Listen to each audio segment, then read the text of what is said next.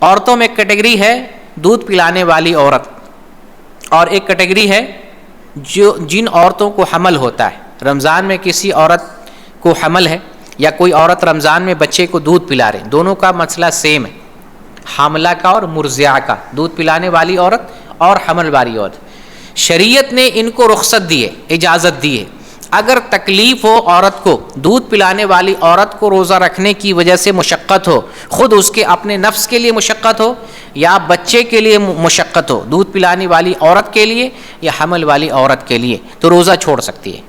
اللہ تعالیٰ نے حاملہ اور مرضعہ کے لیے رخصت دی ہے روزہ چھوڑنے کی، لیکن ایسا نہیں ہے کہ حمل والی عورت روزہ نہیں رکھے گی، رکھ ہی نہیں سکتی۔ دودھ پلانے والی عورت کے لیے روزہ ہے ہی نہیں رکھ سکتی، نہیں۔ اگر روزہ رکھنے میں حاملہ اور مرضعہ کے لیے آسانی ہے تو وہ روزہ رکھے گی، اور اگر مشقت ہے، تکلیف ہے خود اس کے لیے یا اس کے بچے کے لیے، تو اس وجہ سے عورت روزہ چھوڑ سکتی ہے۔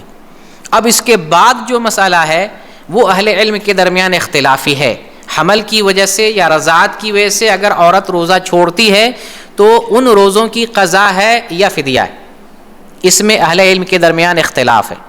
بعض اہل علم کہتے ہیں کہ حاملہ اور مرضعہ جب روزہ چھوڑے گی تو فدیہ دے دے گی، فدیہ سے بھرپائی ہو جاتی ہے، تلافی ہو جاتی ہے روزوں کی۔ لیکن بعض اہل علم یہ کہتے ہیں کہ جتنا روزہ حمل اور رضاعت کی وجہ سے عورت چھوڑے گی اتنے روزے کو بعد میں قضا کرنا ہے، جب اس کے لیے آسانی ہو جائے، جب روزہ رکھنا اس کے لیے آسان ہو جائے تو اتنے روزے کی قضا کرنی ہے جتنا روزہ حمل یا رضاعت کی وجہ سے چھوڑا تھا اس نے۔ اس کی وجہ کیوں کہ حمل والی عورت اور رضاعت والی عورت یہ بیمار کے حکم میں ہے۔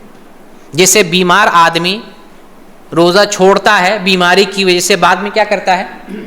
قضا کرے گا، فدیہ نہیں دے گا نا، نہیں۔ جو وقتی بیمار ہے بیماری کی وجہ سے اگر روزہ چھوڑتا ہے تو بعد میں ان روزوں کی قضا کرے گا۔